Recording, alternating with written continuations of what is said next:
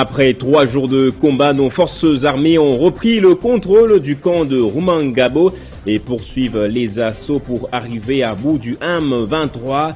La province du Nord Kivu est depuis le début de cette semaine attaquée par le mouvement rebelle avec le soutien du Rwanda selon Christophe Lutundula. Et à l'ESU, les cours ont repris à l'Unikine 2 jours après le mouvement de protestation des étudiants qui exigeait le réajustement des frais académiques. Le ministre de l'ESU a rassuré de la réouverture dans les jours prochains des logements des étudiants. En Afrique, au Sénégal, un incendie dans un hôpital a causé la mort de 11 nouveau-nés. Une nouvelle tragédie qui génère l'indignation. Le président Macky Sall a présenté ses condoléances aux familles éplorées. Bienvenue à vous tous et merci d'être avec nous sur Télé 50 à la une de l'actualité. Attaque du M23 à Kibumba. Le gouvernement a tenu sa toute première réunion de sécurité hier autour du Premier ministre. Dans sa communication, le porte-parole du gouvernement n'a pas exclu l'hypothèse avancée du soutien du Rwanda au M23. Un mécanisme de suivi est activé pour confirmer ou non cette implication. Entre-temps, le camp de Rumangabo est désormais sous le contrôle des FARDC. Le Nord Kivu s'est réveillé encore ce jeudi sous les coups de détonation et des bombardements. Depuis leur position, les FARDC ont réussi dans leur assaut à reprendre le camp de Rumangabo et ses villages environnants après plusieurs heures de combat acharnés contre le M23.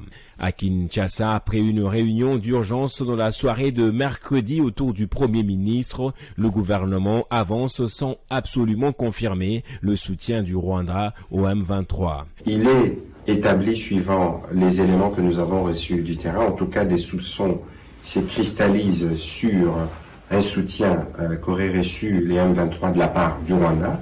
Et à ces propos, nous avons activé le mécanisme de suivi et d'ailleurs, le chef de ces mécanismes se trouve présentement à Kigali pour attester ces faits.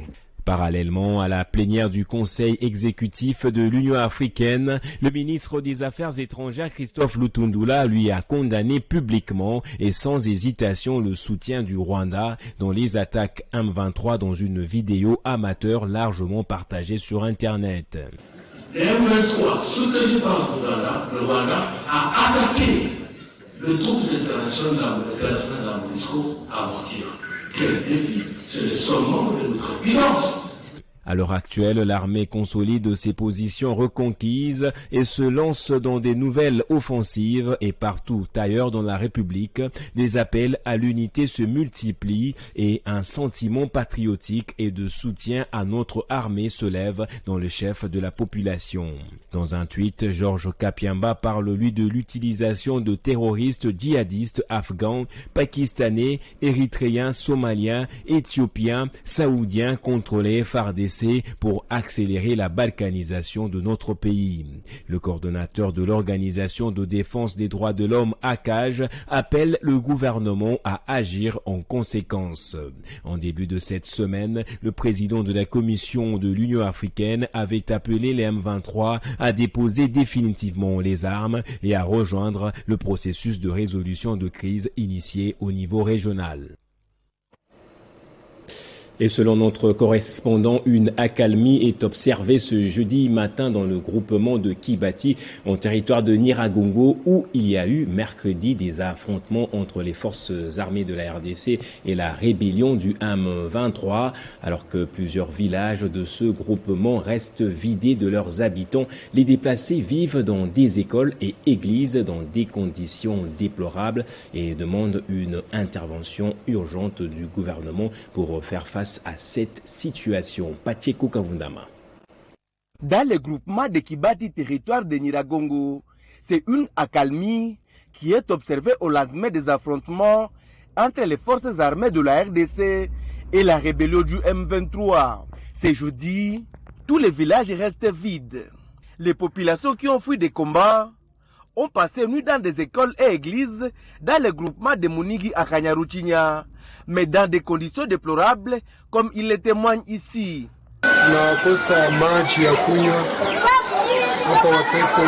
Nous n'avons pas d'eau ici. Certaines personnes commencent à tomber malades. Il y a aussi la diarrhée. Même à manger, on n'en a pas.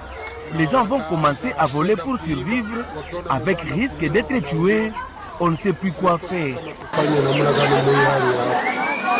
Face à cette situation difficile de se déplacer, tout en demandant un soutien total au FARDC pour bouter dehors l'ennemi, des voix s'élèvent pour demander l'intervention urgente du gouvernement pour assister ces personnes qui ont tout abandonné pour fuir ces combats. Nous voici encore aujourd'hui, on est en déplacement. Donc nous encourageons nos forces armées à pouvoir batailler fort et qu'ils sachent qu'ils ont l'appui de toute la population congolaise, l'appui de toute la population du territoire de Nyiragongo. Et nous-mêmes, nous les femmes, nous sommes derrière et nous allons nous mobiliser pour apporter de l'eau, pour apporter à manger, mais pourvu que nous gagnions cette bataille. Et je profite de cette occasion pour adresser un message au gouvernement congolais via le Premier ministre Sama Lukonde pour qu'il puisse venir à la rescousse à cette population qui n'a pas où dormir, qui n'a pas quoi manger, qui n'a même pas de l'eau à boire. Sur une autre ligne de front, cette fois-ci dans le territoire de Rutshuru, l'armée dit avoir déjoué une attaque du M23 à Rumangabo. Pour l'instant, les FARDC consolident leur position et les rebelles sont toujours en fuite. Et pour parler de toute cette situation qui se passe à l'est de notre pays, nous sommes en ligne avec un expert avec qui nous allons réfléchir sur les solutions auxquelles peut recourir la RDC sur le plan national ou international pour faire face à cette guerre. Hans Banyeki, professeur de relations internationales, bonjour et merci de nous avoir rejoints. Monsieur le professeur, quelle est la solution envisageable pour la RDC au stade actuel des choses? Souvenez-vous, la France était aussi humiliée déjà par les Germaniques pendant la Première Guerre mondiale et puis pendant la Deuxième Guerre mondiale. Mais le général de Gaulle est venu en 1960 avec le développement et la conception de la pensée stratégique du faible au fort pour doter la France du pouvoir de l'atome. C'est ce qui a permis à la France de se faire respecter depuis lors jusqu'à aujourd'hui. Et pour le Congo, moi je pense la solution pour tout ce qui se passe à l'Est, c'est de pouvoir doter le pays d'une force de dissuasion militaire et cela n'est possible que grâce au pouvoir de l'atome. Nous avons le potentiel pour arriver à mettre en place ce pouvoir de l'atome, sinon ça sera toujours une répétition que nous allons connaître. Ne devrions-nous pas rappeler l'ambassadeur rwandais? Rappeler l'ambassadeur, moi je ne pense pas que c'est ça la solution, parce qu'il faut le dire, là nous sommes en guerre comme vous le dites, et c'est le Rwanda qui est derrière les M23, mais depuis notre maître Sun Tzu, en passant par Karl von Clausewitz, à la guerre, il faut opposer la guerre, mais nous devons nous préparer pour faire la guerre avec le Rwanda qui est préparé pour nous attaquer. Et cela n'est possible que grâce à une pensée stratégique qui peut faire échec à ce plan machiavélique de Rwanda. Merci, monsieur le professeur. Allons en Ituri. Les services de sécurité et de défense ont mis la main sur une vingtaine de malfrats, dont des civils, des rebelles ADF, des miliciens Codeco et 12 militaires égarés impliqués dans des réseaux criminels. À l'occasion, le gouverneur militaire de l'Ituri, Johnny Luboya, a réaffirmé sa détermination à démasquer tous les militaires cités dans des actes barbares en Ituri. Déterminé à imposer la paix en Ituri sous état de siège, le service de défense et de sécurité mène une lutte sans merci contre les auteurs de violence. 20 présumés bandits à main armée, arrêtés depuis le début de ces mois de mai en ville de Bunia et environ, mais aussi sur le littoral de la Calbert, ont été présentés au gouverneur militaire de l'Ituri ce mercredi. Il y a eu vol de plusieurs vaches au village de Kabanda, Mapera, Chabusiku, Pont Ngogu. Ensuite, le même groupe a tué M. Kossi, qui est le chef de groupement de Makabo. la nouvelle vous a été pardonnée. Ils ont été arrêtés avec une arme du type Uzi, un chargeur, une grenade, des armes blanches et d'autres biens de la population volés. En outre, 6 rebelles ADEF et 2 miliciens Codeco capturés par les forces armées. 7 militaires indisciplinés, dont un colonel impliqué dans l'assassinat du sujet chinois, exploitant dès lors en territoire du Roumou. 2 autres éléments indisciplinés, 2 FARDC et 2 déplacés accusés d'avoir tué un militaire Achiré ont été également présentés au commandant des opérations militaires en Ituri par le secteur opérationnel de l'armée. Nous avons 4 groupes. Donc nous avons otage nous avons capturé, nous avons Codeco. Et puis, tout ça, assassin. Des actions saluées par la population qui réaffirme son soutien aux services de défense et de sécurité en cette période de l'état de siège. Tuka furaha kubwa sana baendelee na kazi yabo et puis basirudie tena nyuma et puis ta permettre que nos population tutakuwa à l'aise. Au gouverneur militaire de l'Ituri de féliciter les militaires et policiers pour ces jolis coups de filet avant de réitérer son engagement à en finir avec les fauteurs de troubles et les cas d'indiscipline au sein de l'armée, tel que voulu par le chef de l'État et commandant suprême de FARDC, Félix Antoine Tshisekedi Tshilombo. Je crois la plus grande gratitude que nous pouvons donner à ces policiers, à ces militaires qui se sacrifient, c'est de voir que nous punissons ces mauvais-là, que nous punissions ces bandits. Ils vont se dire, ah, donc, le travail que nous sommes en train de faire, il y a un résultat, voilà, ces gens-là sont punis. Et on punit plus le militaire pour montrer l'exemple. Il faut le dire, la traque des groupes armés et la lutte contre la mafia dans les rangs de FARDC a pris une dimension supérieure en Ituri, permettant la neutralisation des membres de groupes armés, la récupération de plusieurs localités en territoire d'Irumu et la libération de nombreux civils. De main des rebelles, le gouverneur militaire, le lieutenant général Luboyanka Chamadjoni et toute son équipe ont doublé les efforts afin d'imposer une fois pour toute la paix sur l'ensemble de la province. Et en bref, la zone de santé de Fizi reste l'épicentre de la maladie de rougeole. À ce jour, plus de 70 enfants sont décédés des suites de cette maladie dans la province du Sud Kivu et plus de 6113 cas de cette maladie ont été notifiés dans différentes zones de santé de la province depuis le début de l'année et 874 cas ont été enregistrés dimanche dernier selon la direction provinciale de santé. À l'université de Kinshasa, les activités académiques ont repris depuis mercredi après avoir été suspendues à cause des mouvements de protestation des étudiants qui revendiquaient justement entre autres le réajustement des frais académiques. Pour la question des homes, le ministre Moïndo Nzangi a rassuré aux étudiants de la réouverture prochaine des logements. On écoute le coordonnateur des étudiants de l'université de Kinshasa.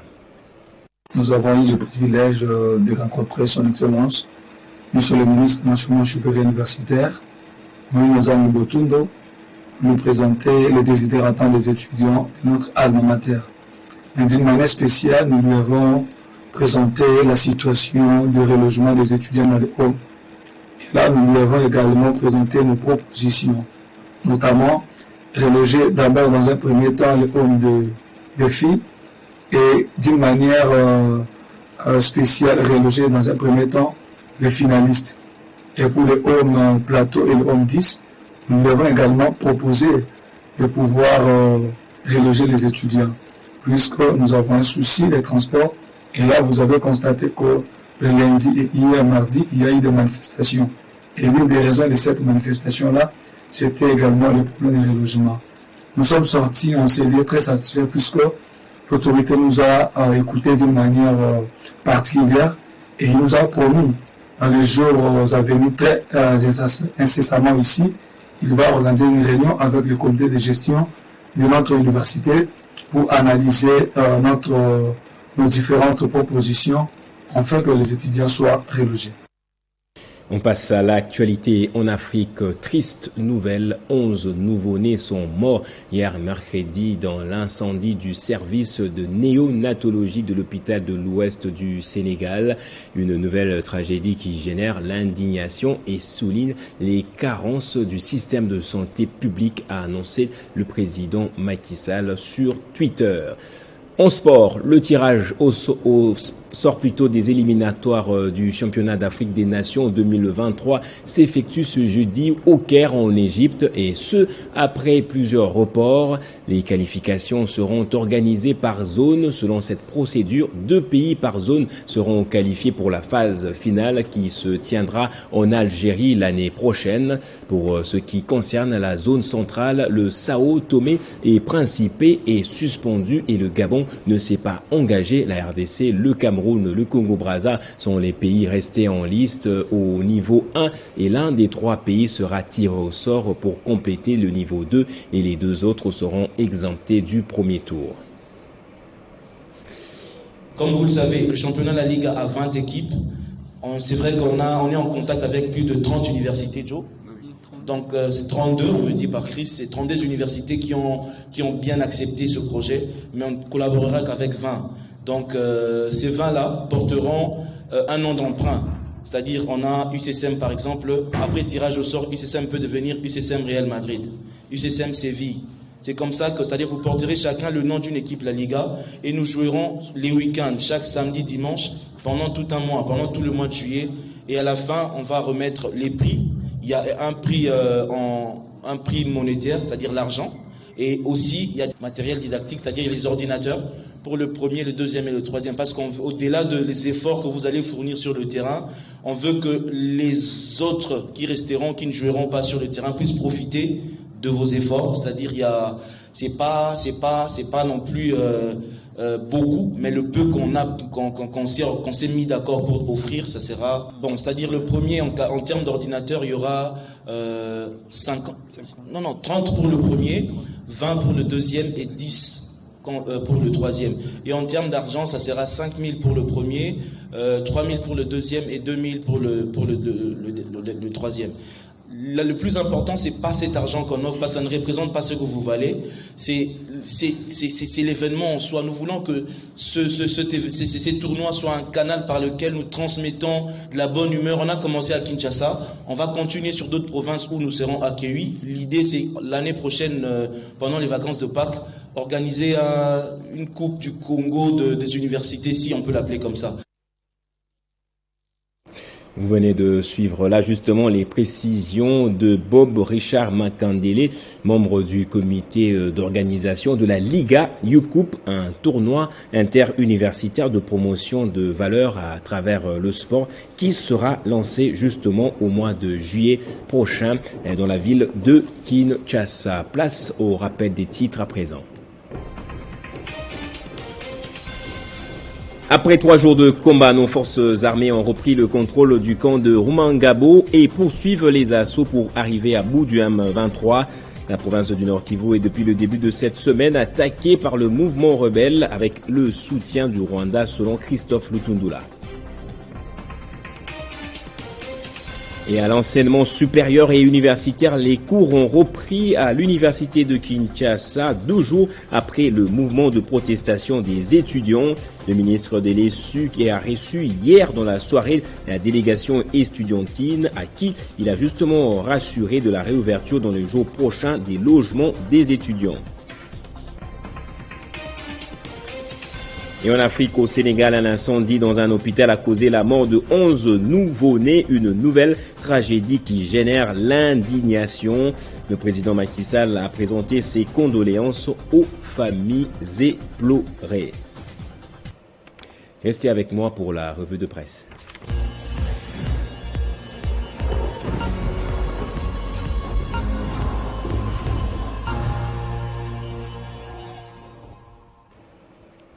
Et c'est avec Fabien Lumbala que nous allons lire les journaux et sites parus ce jeudi.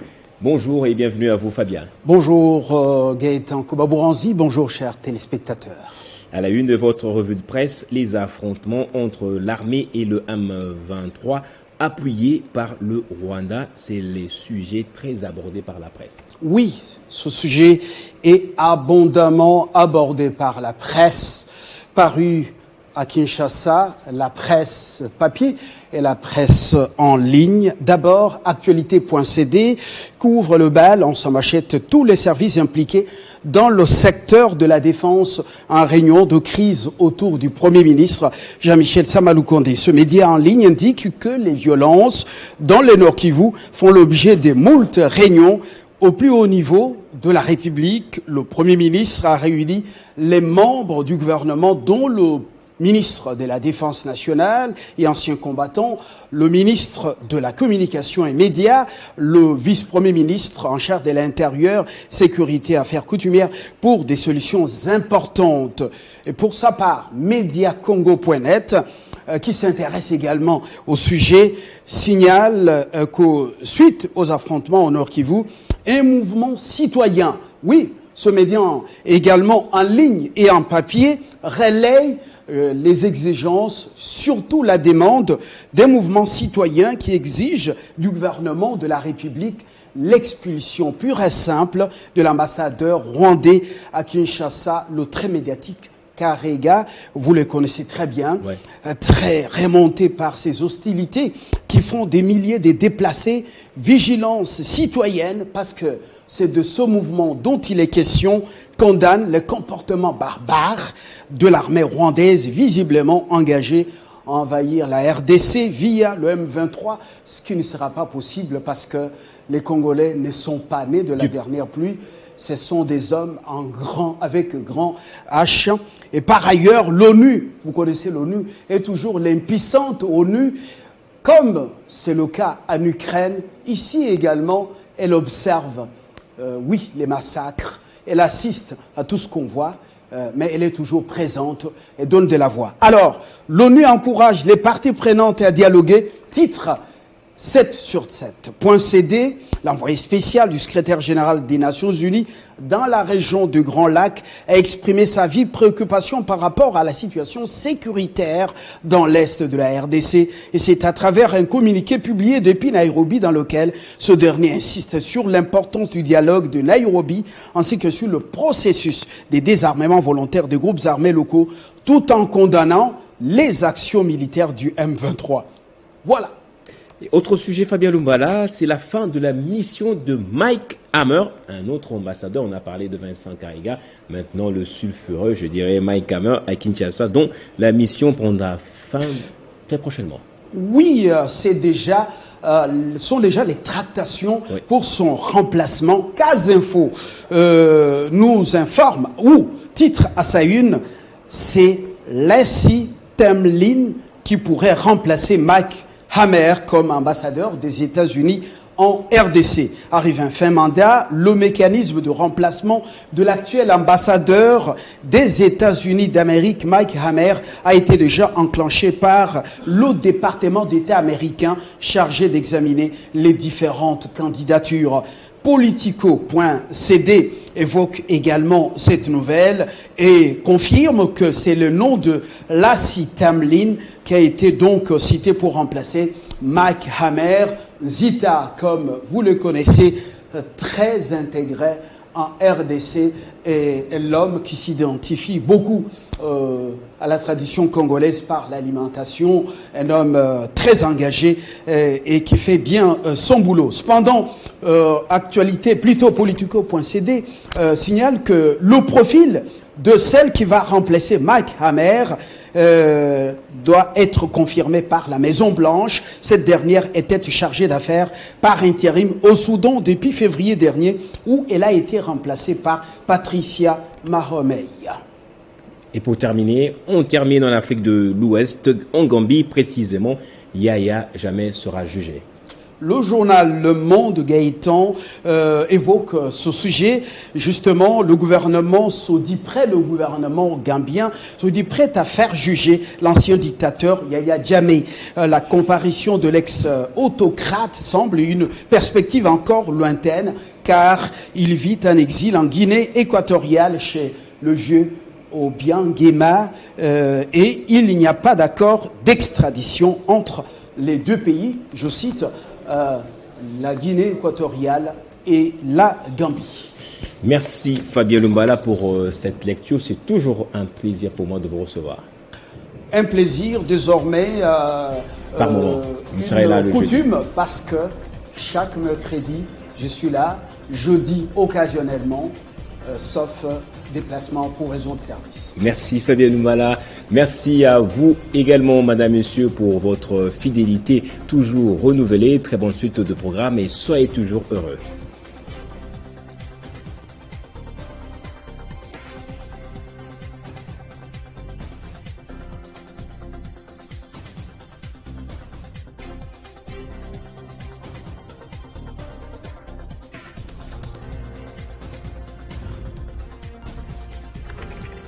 L'actualité reste en continu.